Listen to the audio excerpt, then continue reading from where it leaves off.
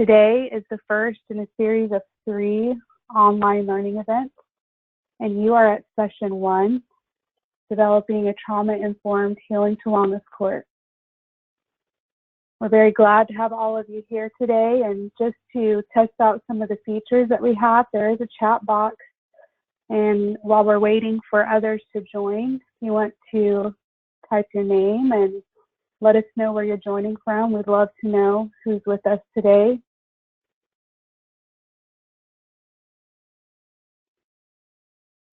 Feel free to use the chat box, the chat feature. Type your name in, let us know where you're joining from.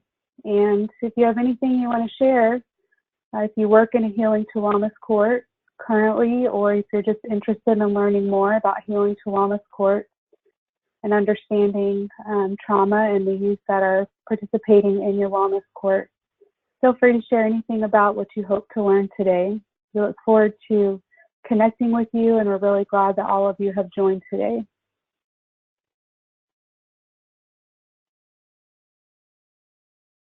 Today's presenter is Ashley Trautman, and I will be your host, and we'll have a little bit more on introductions here shortly. But just to welcome you all and let you know that we are so glad that you're here and are looking forward to sharing today and getting to know those of you who have joined.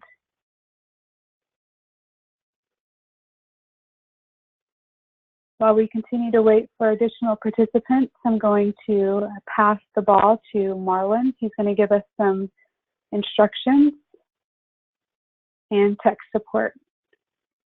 We can move to the next slide. Thank you so much. Okay, let's get started. Hello, everyone. Again, this is Marlon Footracer from the Tribal Law and Policy Institute, and I wanted to go over some quick tips before we start.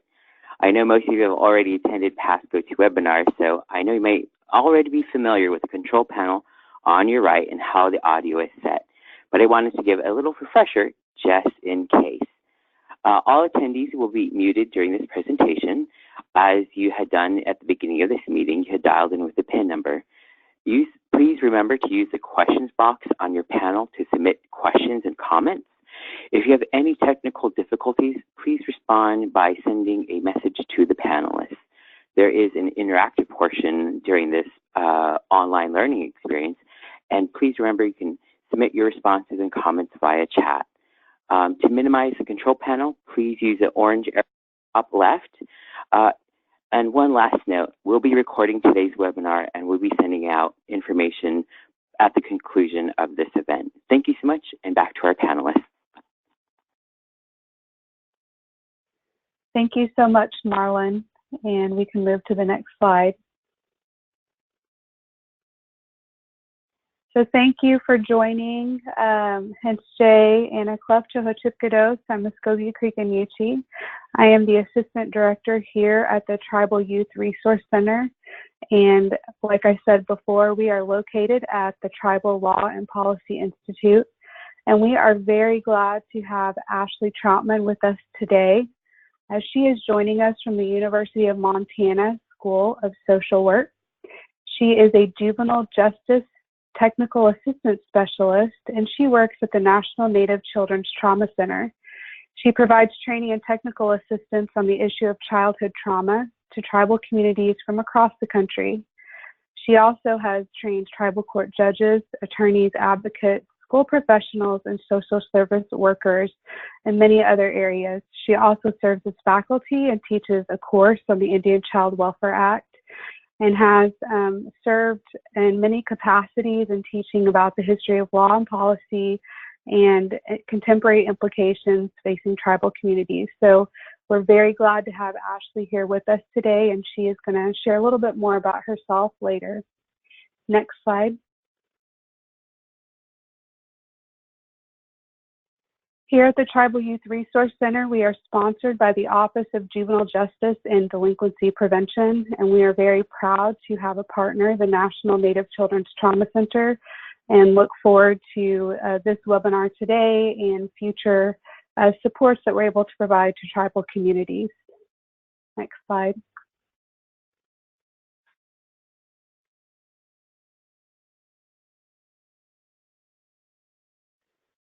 The Tribal Youth Resource Center is able to provide training and technical assistance to OJ.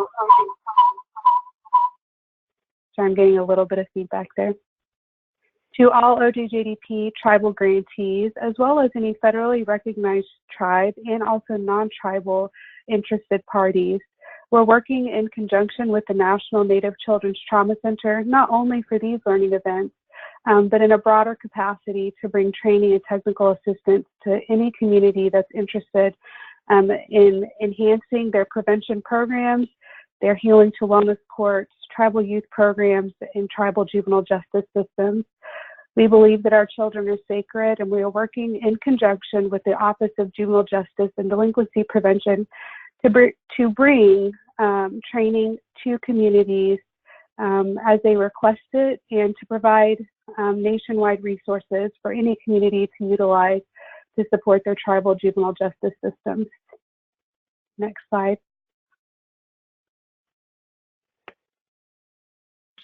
Well, hello. Go ahead. Yep, go ahead, Ashley. I want to pass it over to Ashley. Thanks, Anna. So hello and welcome. As Anna said, my name is Ashley Trautman, and I serve as a Juvenile Justice Technical Assistance Specialist here at the National Native Children's Trauma Center. Today we're going to be talking about trauma-informed courts. So some of the language that appears throughout the presentation will reference the role of judges. And while much of this presentation does apply to what judges can do to help support trauma-informed courts, we also hope that you'll find the information applicable to a variety of different roles within any given court system. The topics we'll be discussing today are listed here on the slide. We'll begin by discussing things to remember when we talk about trauma, why it's important to consider trauma-informed practices to promote well-being of youth, what this could mean in practice, including specifically how we might respond to trauma reactions that can come up in the courtroom, and then finally a note about assessment referrals and some other strategies for evaluating trauma-informed courtroom strategies. So with that, we'll jump into the content. So at this point, you're all very likely familiar with trauma and its impacts. However, sometimes in our work, we can get so in the weeds of our practice that we forget a few important aspects of trauma-informed practice. So this slide and the next just provides a list of 10 things to remember when we're thinking about the impacts of trauma on youth. Though this is certainly not a comprehensive list, these bullet points help us be mindful of our trauma-informed lens. And so that's our goal with these online learning events, is really to help build your trauma-informed lens.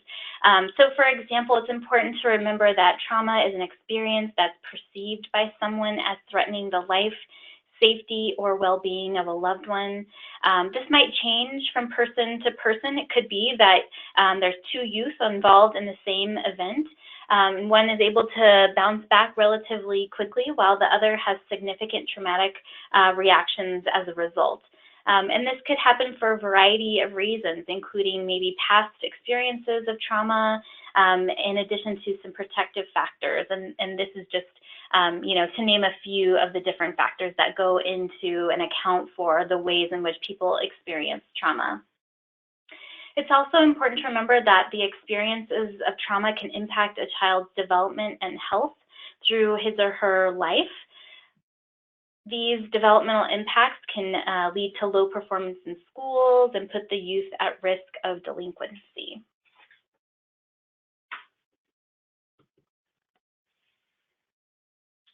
In addition to knowing the ways trauma impacts youth, it's also important to know that there are things that we can do about it.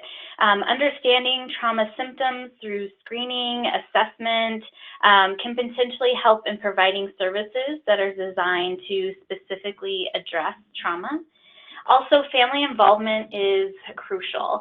On the micro level, having families involved in treatment can be helpful in supporting a youth by broadening their network of support.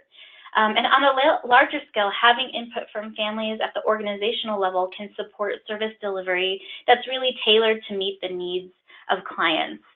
So they really are, these families, these youth and families really are the experts, right, in their own lives and also in their experience of the system. And so getting their input is a key way in ensuring that the delivery of services is trauma-informed and really meets their needs.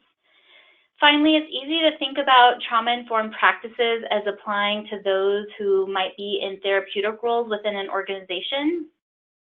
However, and you'll hear me say this again later, a trauma-informed system should consider how all levels of the organization can be trauma-informed. So this includes not just clinicians, but front desk staff, maintenance, bus drivers, anyone who might interact with those who've experienced trauma.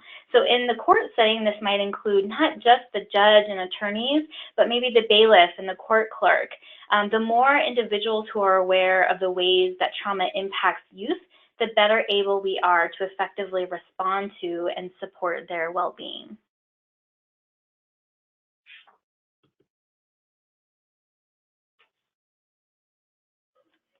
So when we talk about trauma, we're talking about all types of trauma. This includes historical trauma and secondary trauma. My colleague Laura will be providing an online learning event of secondary trauma. Later in this series, Marilyn Zimmerman, my colleague, will be talking a little bit about trauma as it exists in tribal communities and the way that youth experiences those. So therefore, we really have to consider some of the challenges facing tribal communities. When we consider some of the challenges facing tribal communities, we know that the presence of trauma is not uncommon, right? Obviously, this is going to look different from community to community, but we know that it is pervasive. In addition, unintended harm can result from re-traumatization or through trauma reminders or triggers, as some people might call them, you may have heard. Delayed treatment or no treatment at all. Trauma responses to trauma reminders can happen in the courtroom. So as you might have noticed, there's an overlap between trauma symptoms and common delinquent behaviors that you might see in the youth that you work with. So this means that child trauma could go undetected. And when trauma is undetected, the child may not receive appropriate treatment or services, or it could be delayed. A trauma survivor also has some core beliefs about themselves and about others. So when an individual has suffered trauma, they're more likely to think negatively about themselves and negatively about others and have a particular perspective or a particular worldview. So for example, if a child has a belief that no one cares about me, and if we don't really listen to what they have to say, then they might think, yep, I was right, they really don't care about me. So it becomes a validation of their negative beliefs, a self-fulfilling prophecy, I guess, if you will. So trauma survivors are more likely to look for examples that provide evidence of their existing beliefs rather than look for evidence on the contrary. Punishment doesn't usually work.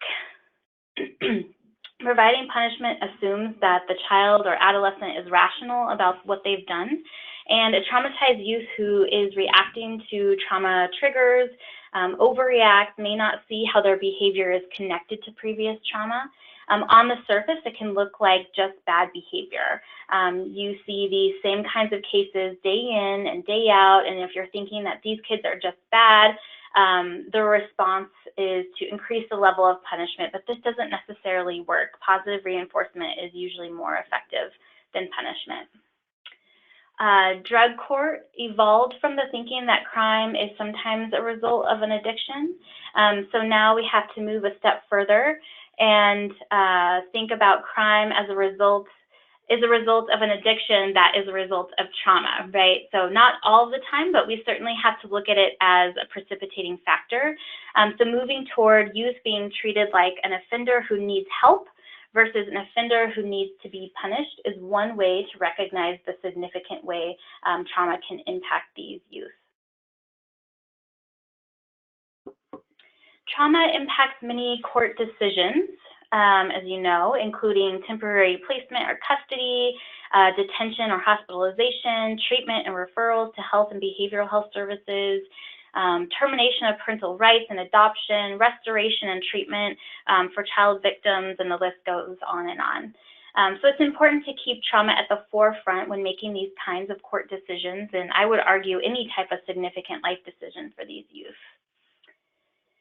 And finally, the Adverse Childhood Experiences Study and subsequent ACE studies that have been done with tribal communities continue to demonstrate that adverse childhood experiences negatively impact mental health and health outcomes later in life. As judges, attorneys, advocates, professionals working with these youth, you likely see how youth become adults involved in the justice system. And if you've been in the field long enough, you also see that those same adults raise new generations who also appear in court, the outcome of uninterrupted, intergenerational transmission of traumatic stress. So there are probably more reasons to practice in a trauma-informed way, but this just covers a few that might be specific to the work that you do with youth in court. And the fact that you're here watching this webinar means you probably already have recognized some of these happening already, and this is why you're here to learn more today. And so we're so excited to be spending some time with you.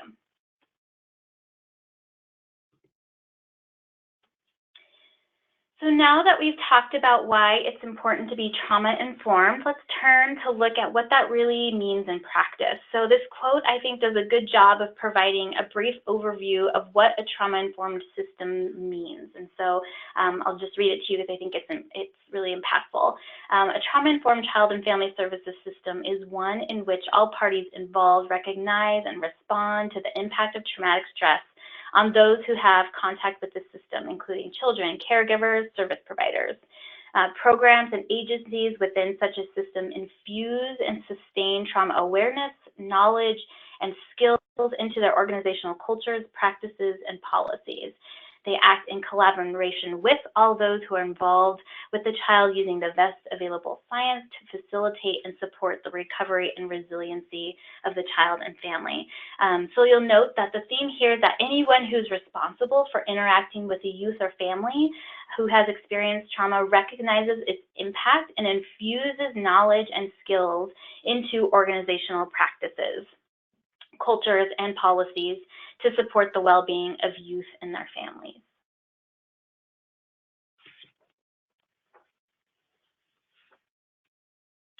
So what does being trauma-informed mean? In a nutshell, the definition consists of 3 elements: realizing the prevalence of trauma, recognizing how trauma affects all individuals involved, and responding by putting this knowledge into practice. And some would also add a 4th R there to say resisting re-traumatization, that we avoid re-traumatizing survivors when we have the foresight to avoid this when possible. So what does it mean to be trauma-informed in the context of a courtroom? So to illustrate the realizing, recognition, and responding elements, I think it's helpful to give you an example. So I'm going to tell you a little story about a youth. So once a judge had been seeing countless of juveniles enter his courtroom. On one particular instance, there was this juvenile in a group home that had acted out and gotten into trouble, which prevented her from being able to go home for Christmas. The judge later learned that her perpetrator was invited to her house for Christmas dinner, and so this is why she had acted out intentionally, right? She did it on purpose so that she wouldn't have to face her perpetrator. So the judge then had this new perspective on how it is that child trauma can influence children's behavior, and he wanted to learn more about that. So in this story, the judge realized the impact of trauma, right? Recognized how it influenced behavior, so recognized that she was making this intentional choice in order to protect herself from potential re-traumatization, and then responded by not giving a harsh punishment, but rather supporting and encouraging her to heal through treatment. So I think an important thing to note about what it means to be trauma-informed, especially in the context of a judicial system, is that it doesn't mean that individuals are free from consequences. Sometimes it can be hard to navigate an apparent tension between trauma-informed practice and accountability. And society as a whole is often caught between punishing and offering help. But being trauma-informed doesn't mean that the person gets to be free from consequences or free from limit setting. You can acknowledge the significance of their past trauma while still holding them accountable for the action that led to their involvement in the system. So it can be empowering and motivating for you to understand the connection between traumatic events that have happened to youth and their present reactions. So this slide discusses what trauma-informed means generally, but how can we maybe achieve this in a tribal court, a healing to wellness court? The definition is broad, so being trauma-informed will look really different depending on where it is being implemented, what kind of court it is, what resources the court currently has to implement different approaches. As we all know, courts differ dramatically in terms of the ways in which their processes are laid out, the types of resources they have available to them. So this is what you can do, right? There's what you can do. Then there's some things that your whole court can do. And this involves having, all persons who are in the court who may touch the lives of someone who is going through the system, having everyone trained in trauma and looking at what changes need to be made to become more trauma-informed on a policy level. And then there's how systems interact with each other in a trauma-informed way, so that all systems are thinking about trauma and responding in collaboration to provide support and ensure services are provided.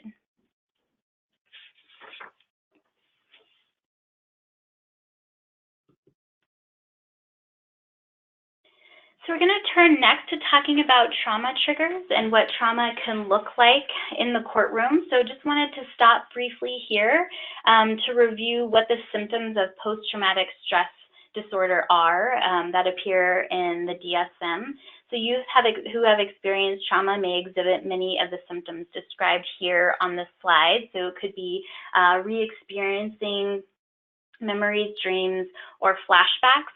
I think what's important to note here is that this experience of re-experiencing trauma, to the person, it can feel very real. So it could be that, they smell something, hear something that's said that reminds them of a trauma experience, and their brain sort of shifts into that flight mode, and it's though they are back experiencing the trauma for the first time. And so this is something to be on the lookout for when you are working with somebody who's experienced trauma. Maybe persistent avoidance, maybe changes in cognitions, mood, changes in arousal and reactivity, dissociation. Sometimes in order for youth, especially those who maybe have experienced chronic complex trauma over a number of years, it's not uncommon for our bodies and our brains to sort of dissociate when trauma is happening. And so on the outside, this could look like somebody just has really flat affect. Maybe it just looks like they appear blank and they look like they're somewhere else entirely. And it could be that in order to protect themselves, they really are sort of somewhere else. They've disassociated from the present moment.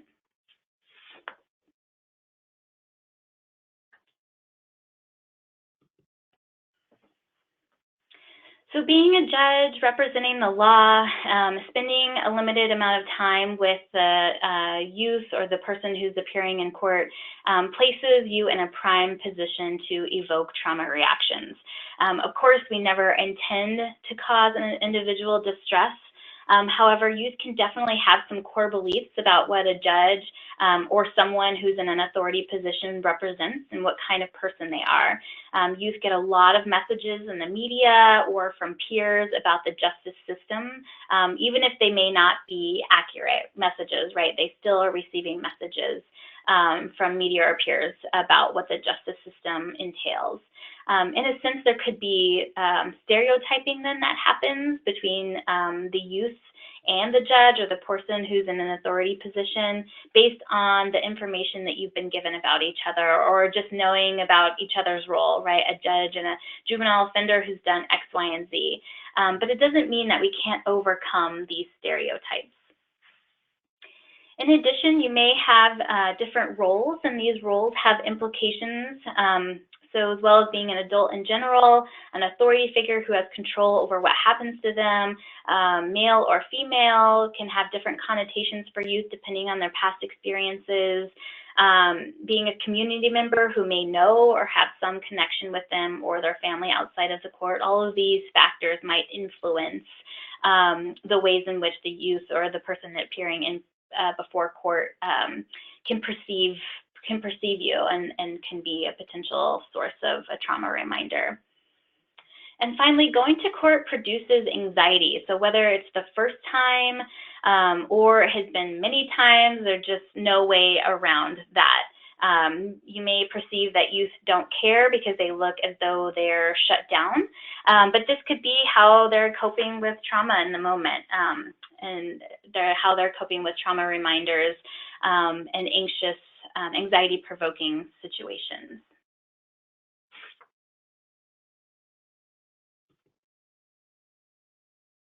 So what might trauma look like in the courtroom? There are certainly many ways that trauma reactions can be triggered in the courtroom because, as we've discussed a little bit, trauma can impact a person in all domains of development, including physically, behaviorally, emotionally.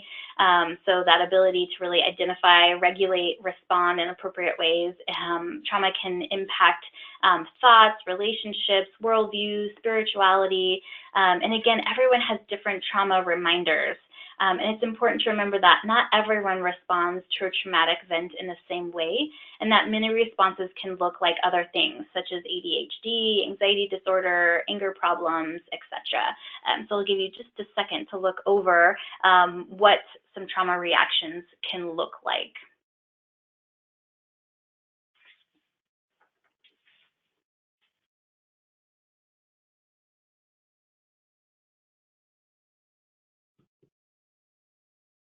So this slide provides some specific examples of what these trauma triggers can look like in the context of a courtroom. Though these reactions can be debilitating, most often youth are able to function and engage in the courtroom. But the biggest question we often get in our work is, what's the difference between a child who's acting out and a child who's experiencing a trauma reminder? And I don't know that we can ever really know the answer to that for sure, but it's important to think about the prevalence of trauma in the youth that are often involved in the justice system and the symptoms that they might exhibit.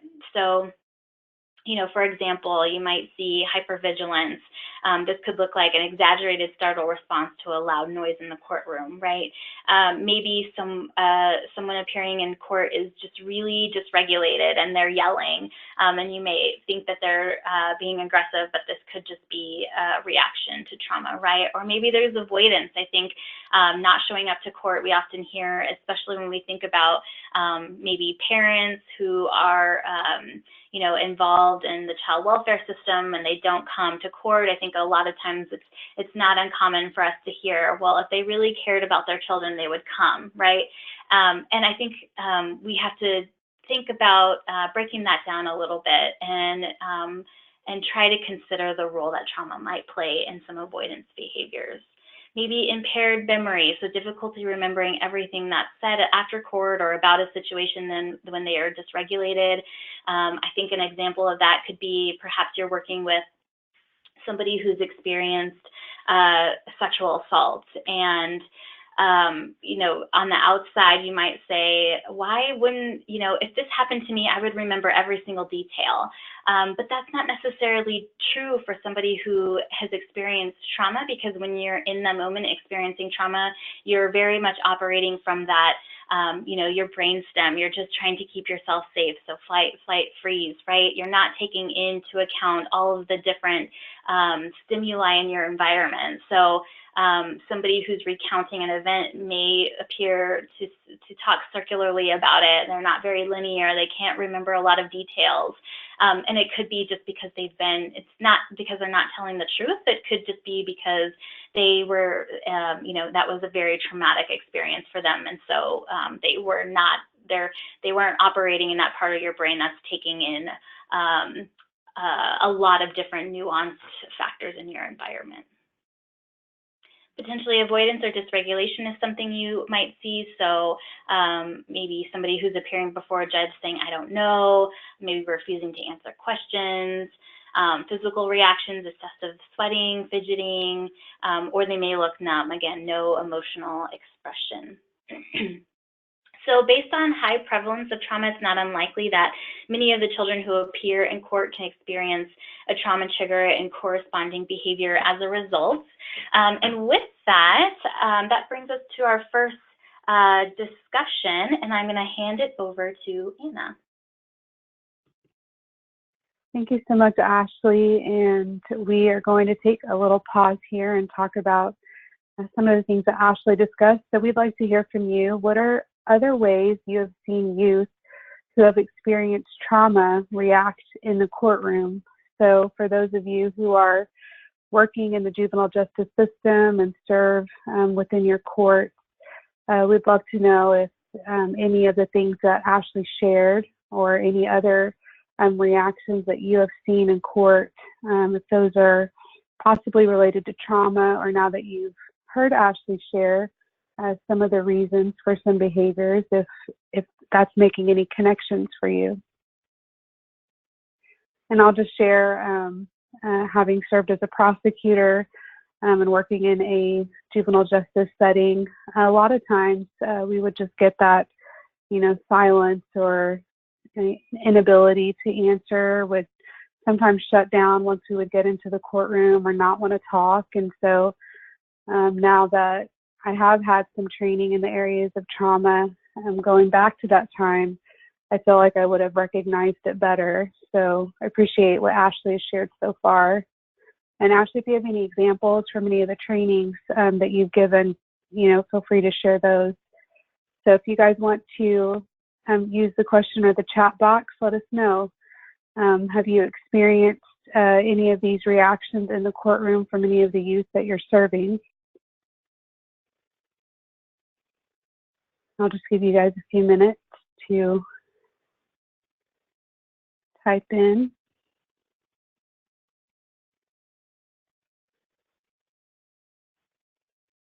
I was recently doing a similar training to some prosecutors.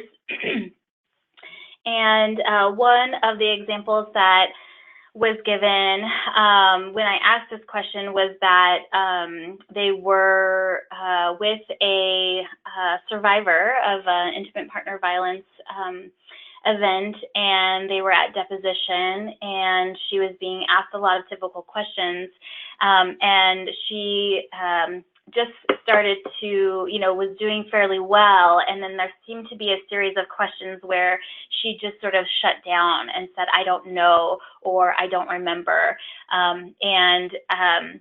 The prosecutor talked about how challenging that was to watch, because she recognized that that was likely a result of some sort of trauma reaction. Right, and we're having some participants sharing the same things, that youth who shut down or feel like they're withholding information. When a judge asks questions, they answer and they say they don't remember. Thank you for sharing that, Laura. Shutting down on withholding information. Thank you, Crystal. Christine shares that she has seen some misplaced anger. Also having some comments about youth who may not be comprehending what's happening throughout a hearing. Judge may ask questions, but they answer and they don't remember what they've said after the conclusion of the hearing. And also talking about interviewing in the courtroom, that they've seen people shut down and withhold information. So a thematic that a lot of times in the courtroom we're seeing youth who do shut down and they're not being able to talk, maybe get flustered. Some participants are talking about recognizing body language, or that they have seen these reactions in the courtroom. So thank you all so much for sharing those. Yeah, those are, I think, certainly in line with what we have talked about so far. Yeah, definitely. Thank you for sharing.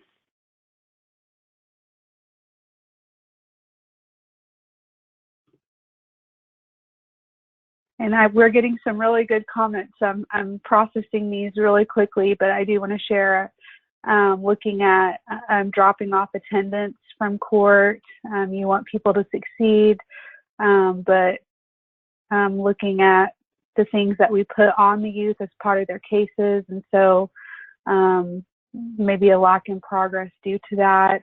Then also a note about silently crying. Has noticed that. Helen, thank you for sharing that.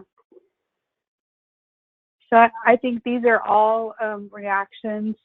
The differing responses are things that I have seen in the courtroom, not only in tribal but in non-tribal juvenile court settings, and so definitely in line with what Ashley has shared so far. So thank you all. We'll pause again for some more discussion later in the presentation. All right, so we're going to move on now and talk about some of these particular topics. So I think I noticed one comment or question that asked, what are some strategies perhaps that you can use to help youth who are appearing in court who may be at risk of experiencing a trauma reminder? And so hopefully some of what we'll cover next will get at that particular question. To this, excuse me. The following quote really speaks globally to the lens that this court uses for communicating with those who appear in their courtroom. So in this particular court, the judge says, once our courtroom team participated in trauma training, we questioned all of our routine practices. We communicated more respectively and effectively. We began to be much more individualized in our approach to each case. So judges who are trauma-informed expect the presence of trauma, take care not to replicate it, and understand that it may affect court participants' feelings and behaviors as well as their success in treatment. So trauma-informed judges, attorneys, advocates really work closely with court personnel, child welfare workers, just to ensure an individualized approach that maximizes opportunities for a positive treatment outcome.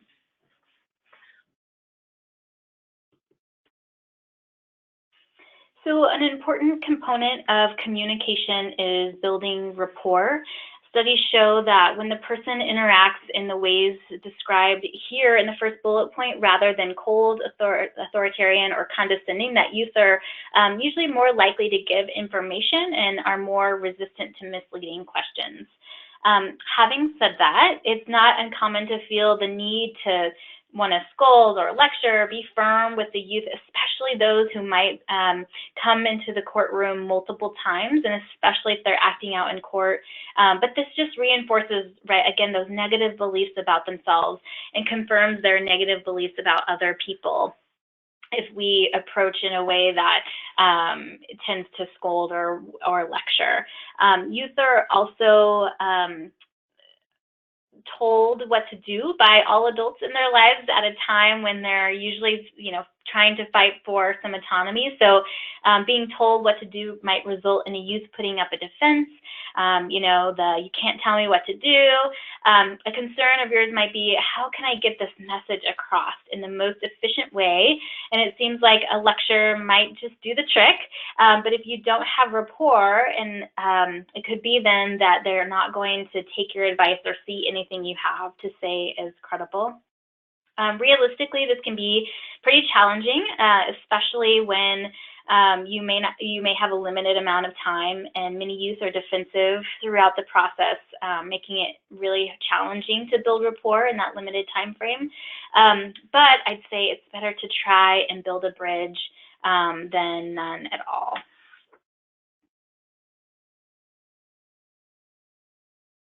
Another practice we might try in building rapport with youth is to repeat back what the youth say. So this can be very validating.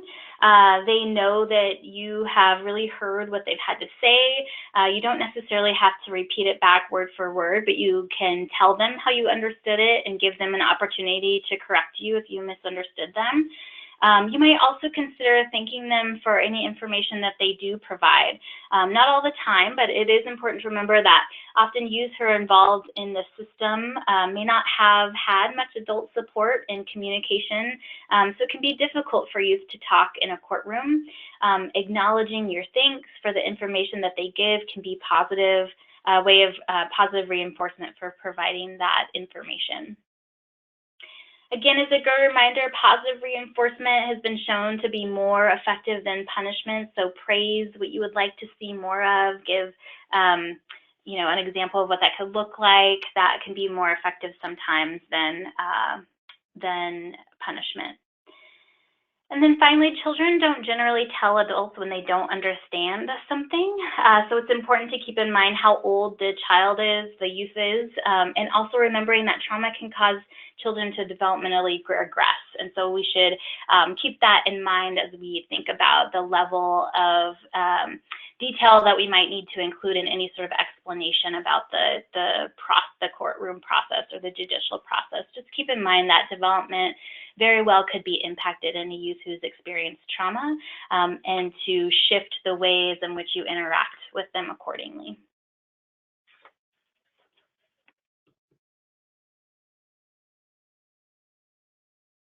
So every interaction is an opportunity for engagement. So for a person who has experienced trauma, a judge's words have the potential to hurt or to heal. Trauma-informed judicial practice recognizes the role that trauma can play in how an individual perceives what the judge says and how he or she says it. Although the perception of what you say is internal and the person can seem uninterested or doesn't care, they really do internalize and integrate that message into how they think about themselves. So on the screen here, you'll see a comment, right? You have a dirty UA, often, you know, could be something you hear pretty regularly in the court system. The ways in which a trauma survivor might perceive that comment is this idea that I'm dirty, right? I'm bad. Now everyone knows, so I feel shame. A way to reframe that just a little bit to be more trauma-informed approach is to say your drug screen shows there's a presence of drugs, or your drug screen tested positive for, you know, whatever substance it is. So it's a way of helping perhaps just note your observations and not necessarily, you know, communicating in a way that potentially can cause more shame for that person going through the system. The other comment here, are you taking your meds? A way that this might be perceived by a trauma survivor is, I need meds to be normal because I'm not normal, or no one cares how the drugs really make me feel. So a way to reframe that, just shift it a little bit, is to ask, are the medications you've been prescribed working well for you, right? You want to express that care. You care that the medications that they're on are working. Informing them that they can communicate this with their prescribing doctor if things are not working well for them. So there's not a script to ensure each communication is trauma-informed, but as you'll note, this table provides some common examples of comments a judge might make, and how a trauma survivor might hear or perceive that comment, and then what we can do to shift some of that language in a way that really expresses concern.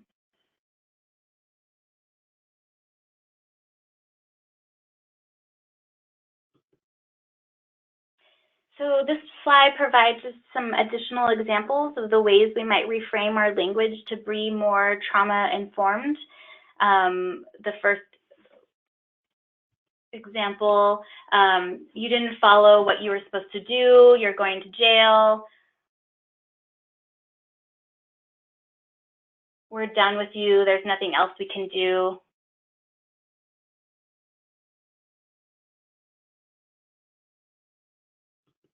Oh, there we go. The ways in which this might be perceived by a trauma survivor is, I'm hopeless, why should I care how I behave, everyone expects trouble from me anyways. A way to shift that just a little bit is, maybe what we've been doing isn't the best way to support you. We're not going to give up on you, and I'm going to ask you not to give up on recovering from this. And I'll give you just a second to read the other.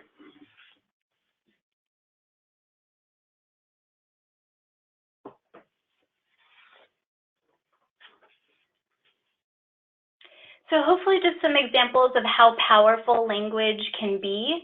And we may take for granted some of the things in which we say to somebody who may have experienced trauma, but just, again, using our trauma lens to think about how that might be perceived by a trauma survivor and how we shift our language to express care rather than judgment can go a long way. So in addition to verbal communication, it's important to think about nonverbal communication. The main point here is that nonverbal communication is just as important as verbal communication, and that those who've been traumatized pick up on many nonverbal interactions. You likely have probably seen this in your practice. So I'm not going to go into each of these bullet points, but a takeaway here before we move on to discussing some trauma-informed court processes and procedures is just to reaffirm the point that being consistent, being warm, and interested can go a really long way. Acting one way one time and another way another time can be really confusing and maybe cause distrust. But consistently conveying warmth and being interested, while it might seem really small, and I imagine it's pretty easy to forget and really hard to keep in mind when you have a youth you might be finding it hard to empathize with. It is an essential to being trauma-informed.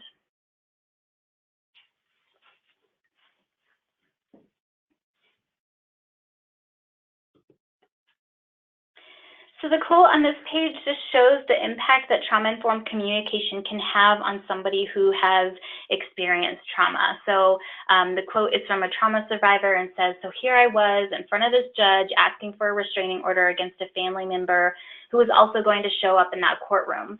What the judge did was pretty incredible. He asked me to come forward, so up close to the bench. It created a sense of privacy. I didn't have to shout across a really busy courtroom. He really helped me in that simple act of asking me to come closer.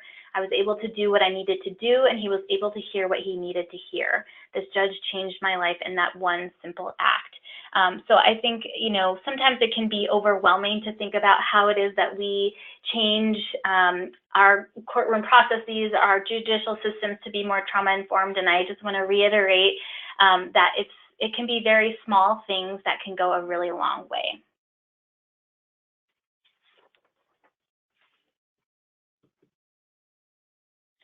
So this slide provides some components to consider when helping youth understand what to expect in court. Establishing a person to help the youth who's a trauma survivor prep for court is one of the most important things that a court can do to support a youth. If possible, you should make sure that a child has an appropriate support person with them in court and after court.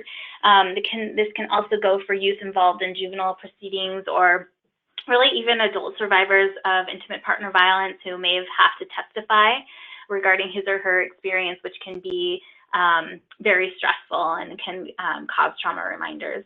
So the main purpose that you're trying to accomplish, right, is establishing predictability and safety, and this includes psychological safety. So I'll give you just a second to look through those bullet points and consider, you know, these as potential ways in which to support someone in preparing for court, just knowing what to expect for those who've experienced trauma. Knowing the sort of the unknown piece can be very, very stressful. So as much as we can be transparent and have predictability can be very helpful in reducing stress. And with that, I'm going to turn it over to Anna for our next discussion question. Thank you, Ashley. And today's webinar is focusing specifically on healing to wellness courts. And so what are some other ways you might help clients prepare to appear in court? And I'll just share in the healing to wellness court setting, I think that's why it's so important to look at your staff's policies and procedures.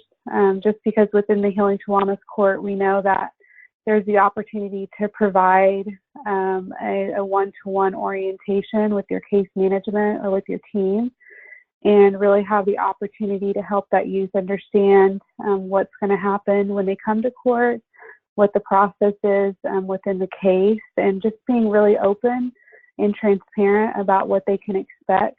And then I appreciated what Ashley shared earlier, in that, in spite of the trauma, we do have, expectations that people will participate and engage in the case process. And so really it's giving those youth the expectations that you have as a team when they're coming into the Healing to Wellness Court and taking part in their case process. So for those of you that are working in the court system, what are some of the ways you might help your clients prepare to appear in court? And if you're not currently working in a Healing to Wellness Court, but in another juvenile justice setting, what are some ways that you would help your clients prepare as they're going to be coming into court for a hearing or any other event? We have some people sharing already, talking about helping them choose appropriate clothing if that's a requirement within the court system that you're in, makeup, piercings, etc. We had a note about body language and that can be different for different ethnic groups. And I think that is important to know and understand that in different communities, there is different body language, there's different social norms, and so just taking those into consideration when you're dealing with both youth and adults. Brianne shares letting them know that it's a safe environment and that they're there to get assistance and help. Crystal sharing that it's important to talk about self-care. And Alicia shares that is it possible to introduce youth to the actors in the courtroom prior to the court session? And I think that that's something that is able to happen in the Healing to Wellness Court setting for sure. I think there's the opportunity for youth to meet with the team and to know who they're going to be working with throughout their case. Tammy shares that she would prepare them for what to expect in court. And Quincy shares that holding the court hearing in a smaller, less informal room rather than the large courtroom setting is a way that she could help. So I definitely think that all those examples are great, and they're great ways to help clients prepare, and especially in the Healing to Wellness Court. Ashley, do you have any other examples besides the ones that you shared? No, I think that these are really great. I think, just reiterating that the transparency process, the predictability process is so key. And so, and I also like the comment made about, holding the hearing in a smaller room, having the person be more familiar with what to expect. I think that can go a long way. Again, as we talked a little bit about before, there's just so much unknown, I think, about the process, and that can be really scary. So in order to decrease some of that anxiety, decrease some of that stress, trying to make it, as informal as possible, more relational if possible, predictability, all of those can go a really long way. I definitely agree. We also had a couple of more comments come in. One is showing the youth around the courtroom where court will be held. I think that's a great idea. What to expect, a talking circle type of court where everyone is on the same level. Martina says, I usually like to ask what you think is going to happen. Most think that they're going to jail. So hearing those responses usually helps after they've talked to the judge and expressed how they felt. And I think that's really good, giving them an opportunity to share and to take that fear out of the equation. I think that's really important. Alan shares it's a good place to take advantage of people and programs providing peer support services. So if you have those available in your community, that's really great. If you have, a GAL or other youth service provider that can come in and be a support to that youth that's in your courtroom, I think that's really important. And then we have this, praying for healing, forgiveness, and restoration of the family. And that's a vital way to engage that youth, is to support, both within the court system, but that spiritual support within our communities. I think that's definitely a way to engage that youth and help ease them and provide the support that they need while they're in the court setting.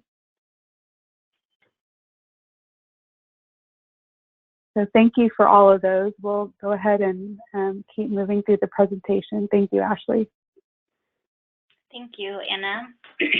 And thank you all for sharing some of those examples. I think it's always helpful to hear from participants how they're relating the content to their own practice. So I appreciate your willingness to share. So in addition to trauma-informed courtroom communication, another important consideration is courtroom procedures. So the goal here is to increase the physical and psychological safety for all trauma survivors who appear in your court. And so this slide just provides some examples of a common courtroom occurrence, how someone who's experienced trauma might react, and what a trauma-informed approach might be. So here you'll see an example, pretty common example: courtroom officer handcuffs an individual without warning, right? Well, for someone who has experienced trauma, there might be anxiety about being restrained, fear about what's going to happen. So a trauma-informed approach might be, tell the court officer and the individual that you intend to remand them, explaining why, what's going to happen, and when. Again, that predictability is very helpful. Another example here: a judge remands one individual to jail but not another when they both have done similar things and they're both in the courtroom at the same time. So for somebody who's experienced trauma, there might be some distress about unfairness and feeling that the other person is getting special treatment. So a way to think about around that would be for the judge to explain why you're doing this. This is this person's first time committing this offense, therefore I am deciding, X, Y, Z. Just taking some of the unknown out of it can be really helpful.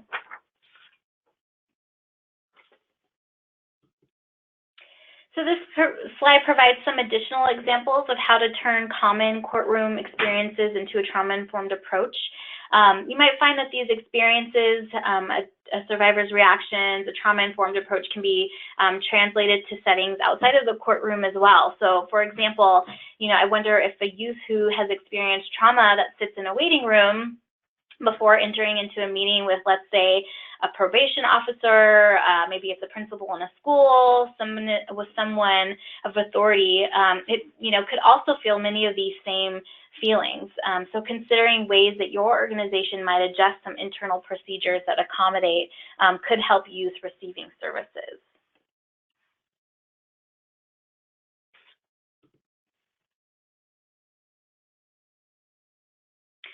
So a quote here by a trauma survivor: when you go into court, you don't know what's going on because you're terrified, there's guns, they've got you chained up, and you're under the influence. All these things are happening at once. So just a reminder that when we're talking about safety, where you mean both physical and psychological safety, how can we create psychological safety for somebody who's experienced trauma? So the goal here is to promote safety while not sacrificing security of the judicial proceedings, respecting someone's personal space. We had some comments talking about trying to make it more informal. So example here, a physical environment, the judge often sits behind the bench, right? Well, for somebody who's experienced trauma, that can be very intimidating, can cause fear, anxiety. So trauma-informed approach might be, everyone's on the same level. The judge sits at a table in the front and we're all on the same level. So helping to decrease some of those power differentials that are really inherent in the judicial process can be helpful. Another example here: a judge asks the participant to explain their behavior, impact of use, without acknowledging the impact of others in the courtroom. So this can, again, cause intimidation, maybe fear of a abuser who might be in the courtroom at the time that they're having to relay some of this information, maybe fear of community members or family being in the courtroom and what those family members are going to hear, fear that they won't be believed if they talk about their experiences. So as we saw in the quote, allowing the person to approach the bench if possible can be one way to help create some more privacy around that and support that person through what can be a very scary experience.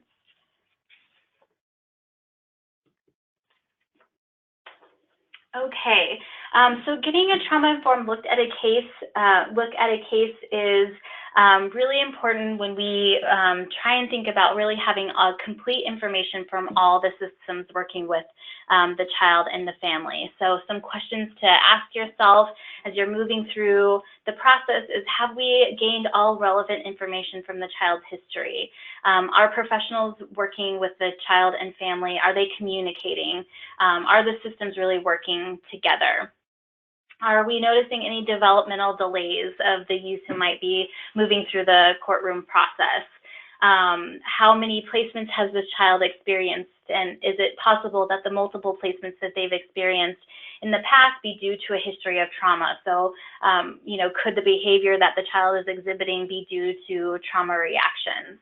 So considering all of these factors, thinking about a trauma-informed assessment can be helpful just to ensure that all the relevant information is being gathered in order to make trauma-informed decisions about that case, and that can help prevent additional trauma being inflicted by the system.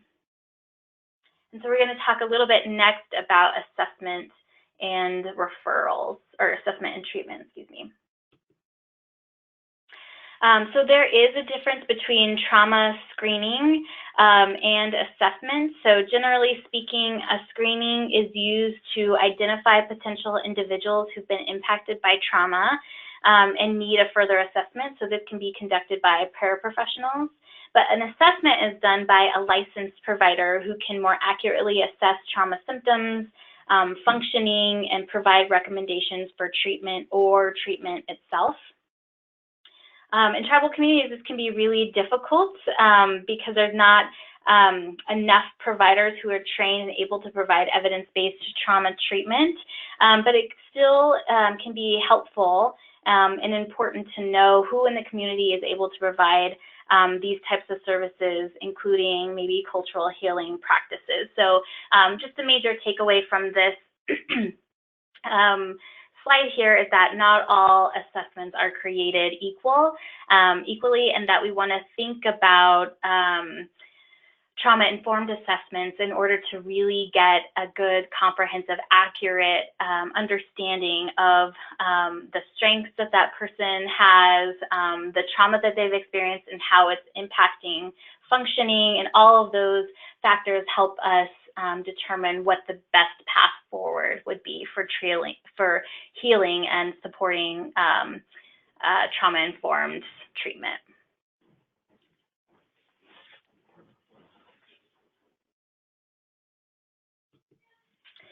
So some additional trauma-informed strategies to think about is revising tribal codes, policies, procedures to be trauma-informed. So you'll note in the handouts that there is a model juvenile code, tribal juvenile code. So things like that can help you think about the policies, procedures in your judicial system, and consider whether they could be more trauma-informed. So for example, is there opportunity for more diversion perhaps, or what is, how do we treat those youth who run away, and are we really supporting as best we can trauma-informed approaches in all the ways in which we interact with a youth who moves through the justice system? Some other strategies to think about is providing foundational trauma training to all court personnel. In addition, you know, we talked a little bit about in the beginning that this doesn't just include the judge, right, or the attorney or advocate, but anyone who's going to interact with a person who has experienced trauma. It's really important that they have a trauma-informed lens. So it could be the maintenance person, the bus driver if it was a school, the secretary. All of those people have an opportunity to shift the ways in which they interact with somebody who's experienced trauma in a way that can feel more supportive and healing, rather than potentially, you know, creating opportunity for a trauma trigger. Rethinking how the courtroom setup interferes or facilitates safety, so physical and psychological safety again, right? And this could include community input. So is there a way for the courtroom to be reorganized so that it is less authoritarian and it provides more of a linear structure so that it feels more supportive, less power differentials in the courtroom? Maybe this is a good opportunity to get input from the community. Certainly those who have appeared in court, right? Maybe it's a youth or family who's appeared in court. Do they have some feedback about what would the courtroom, how could it be structured in order for it to feel more supportive and less intimidating? And importantly, tracking outcomes. So maybe you're already employing some trauma-informed strategies, and so it's important to think about if what you're doing is really working. And if it is working, then how can you continue to do more of that? But if it's not working, then that's good to know as well, so you can think about what are other opportunities to infuse some trauma-informed practices, policies, procedures. With that, I'm going to turn it over to Anna for our last discussion. Thank you so much, Ashley. So our discussion point is your Healing to Wellness Court currently implementing trauma-informed strategies? And if so, what? So for the things that we've talked through and just in this webinar or with previous training that you've had, as a practitioner, are there anything that you're implementing in your court system currently that is trauma-informed or trying to increase that sense of safety for the youth who are coming into your court system? And I'll just briefly share, I know that there are a number of programs that we're working with that have, decided to move to the more informal setting where the team and the judge are on an equal level with the youth that are coming in. And so trying to take that larger courtroom setting where the environment might seem scary or uninviting and trying to bring it into a smaller area where the youth come in and are more on the same level and able to communicate. And it's just not that traditional setting of, a judge behind a bench and creating that sense of division. So feel free to share. And if you're not, maybe you want to share of some ideas that you've had just in now in the time of the webinar, and then also any training that you've had previously. What are some things that you would like to implement within your Healing to Wellness Court? So I'll give you all a little bit of time to share.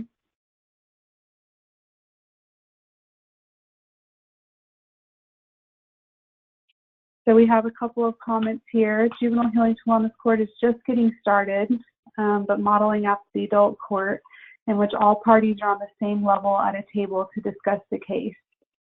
I think that's a really great way, like we were discussing, creating that sense of safety and a sense of equality in the courtroom for that youth that's coming in. So for sure, that's a great way to be trauma-informed in the Healing to Wellness Court.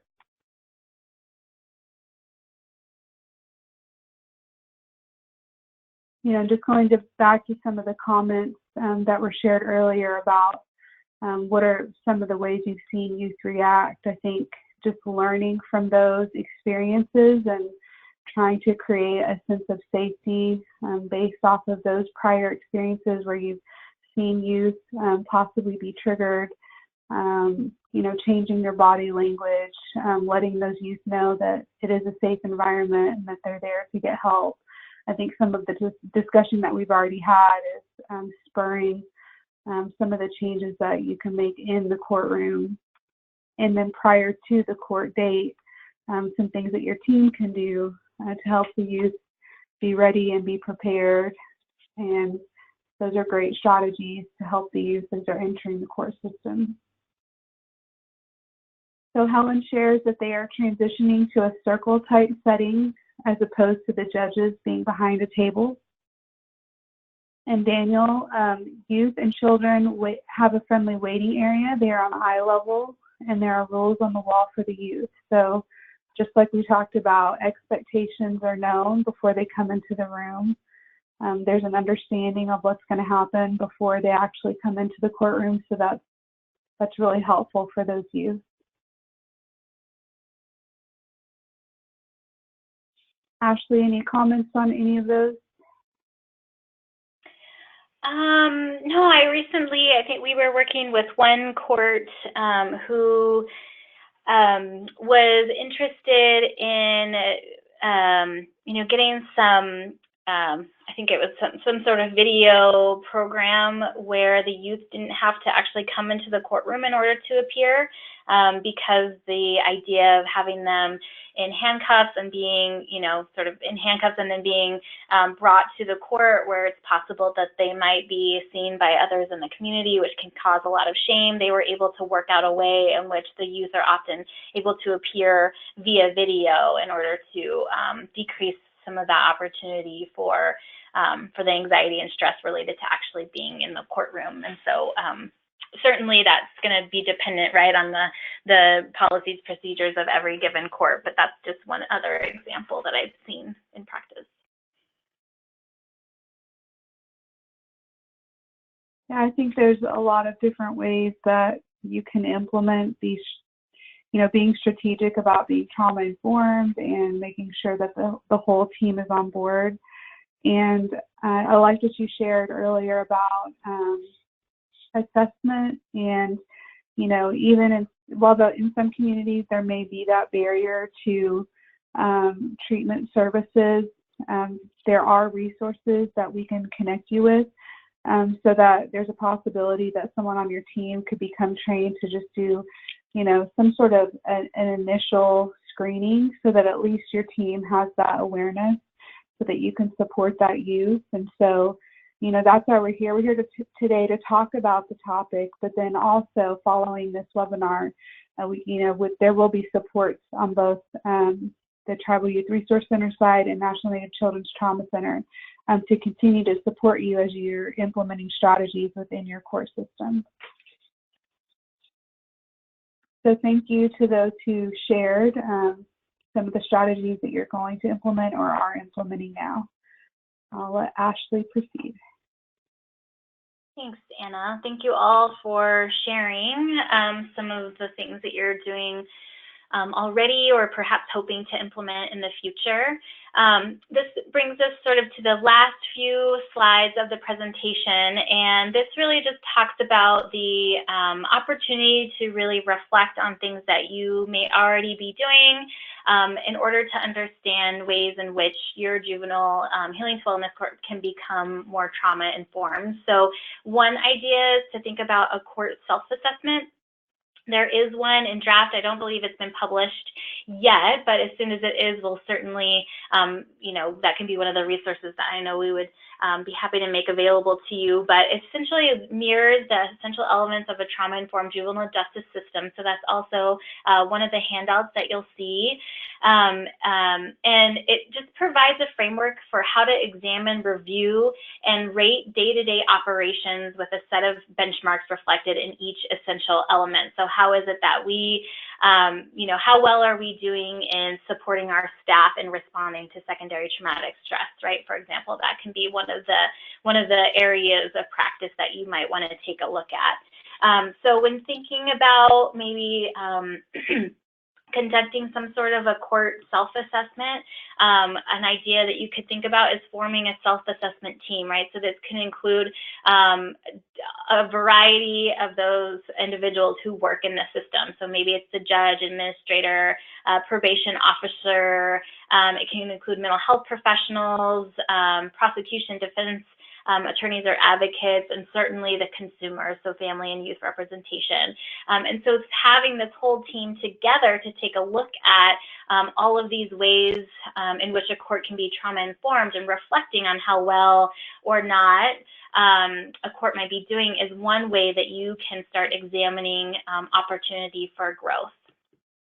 After you would compile a team, you would conduct a self-assessment. So again, these are all the different elements of a trauma-informed juvenile justice system. And so you would ask questions around whether the policies and practices currently in place in your court are trauma-informed, whether youth or those who appear in court are currently being screened, for trauma, whether the assessments that are being used are trauma-informed or whether they're not. Is there opportunity right there to think about ways to infuse some trauma-informed practices so that you're getting a good picture of what that youth may have experienced and how the trauma is currently impacting them. Are we employing trauma-informed cross-system collaboration? So are we working well with, is the judicial system working well with schools or mental health or primary care? Is there opportunity to enhance some of those collaborations in order to wrap around the youth and families who appear in the judicial system? So these are just some of the different elements that you could take a look at when assessing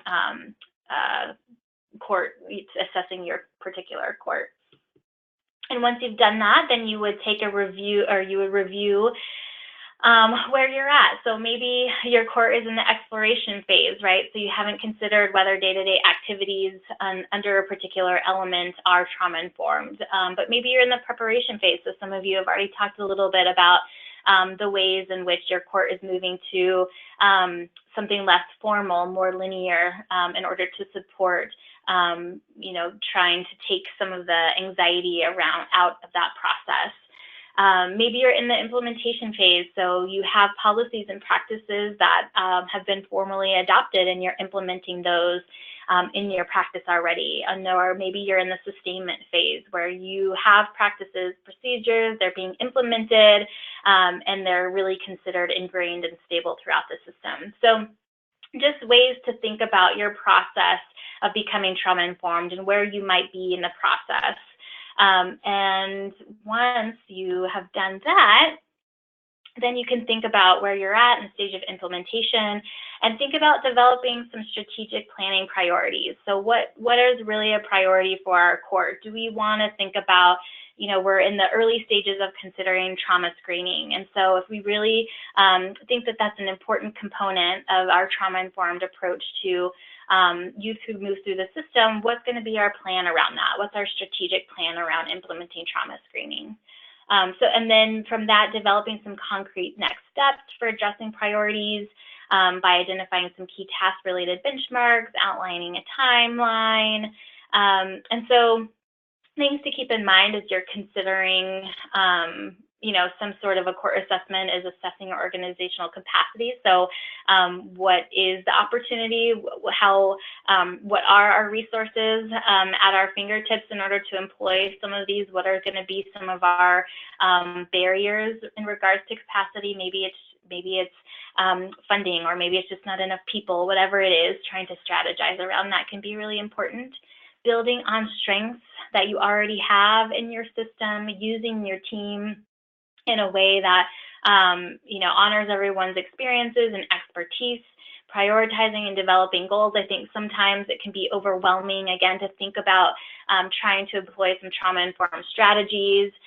So being really clear and sometimes discreet about what your goals are, and some tasks to help you meet those goals so that it feels more manageable and less overwhelming.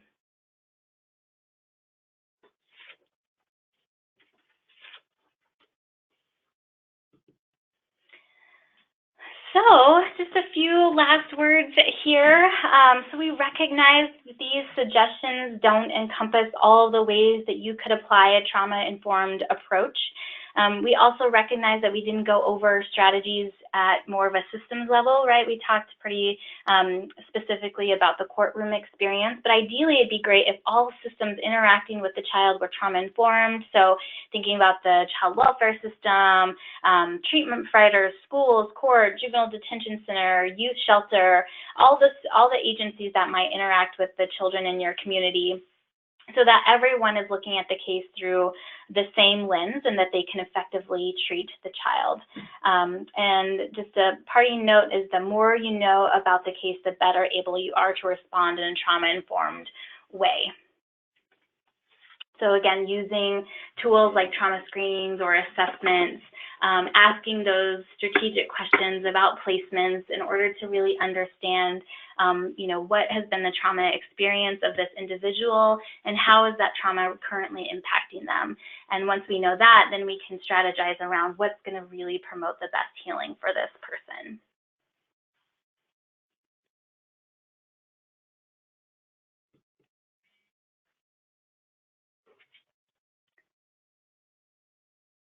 And with that,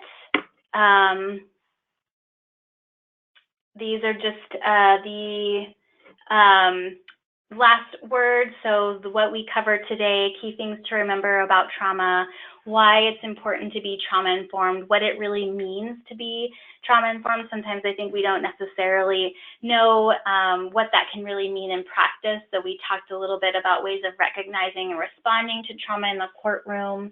Some strategies for implementing a trauma-informed approach around communication and courtroom environment and how we build rapport in order to support a youth who might be moving through the system who's experienced trauma, and recognizing that that can be so hard for youth, especially when we think about that there's so much unknown for them as they move through the system. How we get a trauma-informed perspective of the case. So that was the slide that talked about, you know, give you some examples of questions that you might want to ask in order to get a trauma-informed look at a case. The more comprehensive we can be in our understanding of what a youth has experienced, the better able we are to tailor our interventions.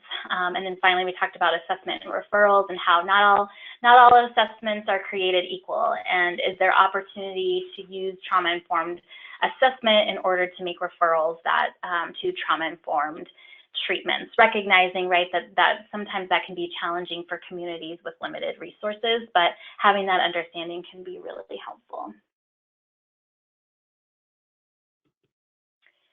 With that, I will just leave it here to open it up for questions if you have any.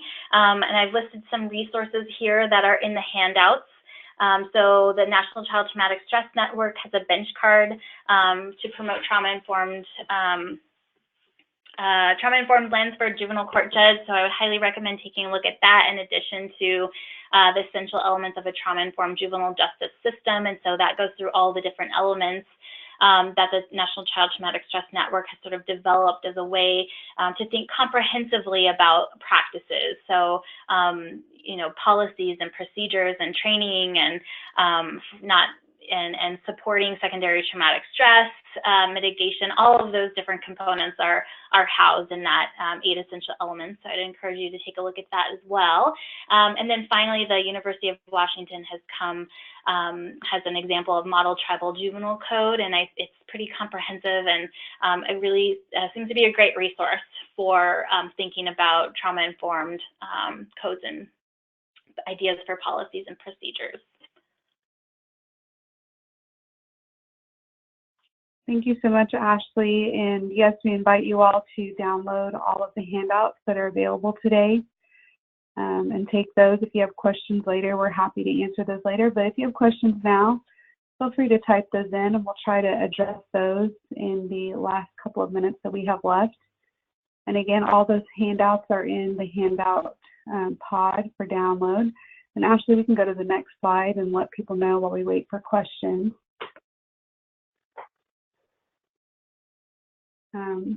We have a few questions coming in. I'm not familiar with Healing to Wellness courts, but can we give a brief description of what they are, or can we share resources? And looking forward to the next webinar. Thank you so much. Yes, Alicia, Healing to Wellness courts are, we're focusing specifically on juvenile Healing to Wellness courts, but both adult and juvenile Healing to Wellness courts are court systems that are designed to promote healing and rehabilitation rather than be punitive. And in the tribal community area, incorporating those individual tribal community ideologies, traditions, spiritual healing within those systems, as opposed to just a traditional court setting. where there's just, general case management. This is a Healing to Wellness Court is a team approach to serving youth, and it's really individualized and focused completely on wellness and restoration for that participant, as opposed to a traditional case process that is more punitive and focusing on traditional legal settings. Are the slides going to be available somewhere after today? Yes, they're actually in the handout pod, and if you're a participant today, you will get a thank you email. We can get those attachments out to you if you're not able to download them right now. How are you going to access the recording? That is a great question. We actually have a website, tribalyouth.org, and there's where we archive our webinars that are completed. And so if you check back there in a couple weeks or so, we'll have that ready for download. We can also send you a notification once that's available. So again, slides are available in the handout section, so you can download those today. And we do have an evaluation link in the chat box, please. We love to get your feedback. We want to make things, always improving things when we move forward. And so we appreciate feedback, and please complete the evaluation. You'll also get a link to that evaluation since you're participating today. And I'm trying to catch all these questions. Everyone's saying thank you. Thank you all for joining. We really appreciate everyone who joined today. Are there training resources specific for case management for juvenile healing to wellness courts? If you visit tlpi.org, there are a number of resources for healing to wellness courts. And then in November of 2017, working with OJJDP, the Tribal Youth TTA Center was able to complete a handbook for strategic planning for juvenile healing to wellness courts. And that manual has a number of resources that are specific to juveniles. And so if you're interested in that, we'll get in touch with you and make sure to get you a copy of that after the webinar. And again, this webinar was recorded. We will have an archived version of it available, and we can notify you once that is up and ready for download. And just before you all jump off, we wanted to invite you to join us again. June 20th is session 2. We're going to be discussing childhood exposure to trauma in tribal communities, so we don't want you to miss that.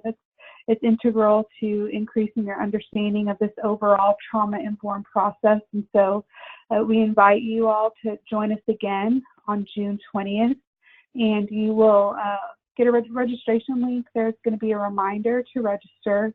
So if you're not already registered for June 20th and June 27th, we invite you to register for both of those so that you can fully participate in this learning series. So thank you all for joining. Ashley, we can just buzz through those last few slides just to make sure we didn't miss anything. There were some resources that Ashley shared, and then we'll rest on the Tribal Youth Resource Center contact page. You can visit tribalyouth.org for more information, resources, and to access our training request button. You can go there if you would like any follow-up training related to this online learning series. You can also visit tlpi.org for a number of resources, and you can also learn more about the National Native Children's Trauma Center by going to their website. And Ashley, I don't know if you have any final or closing comments, feel free to share. I don't, other than just to thank you all for tuning in today and for spending the time with us and for all of your helpful comments and questions. Very much appreciate it, and we look forward to seeing you on future online learning events. Thank you so much. And to all of you that have asked questions, we are recording those. We'll get in touch with you. You will receive a thank you from us for joining. We so appreciate you spending your time with us today.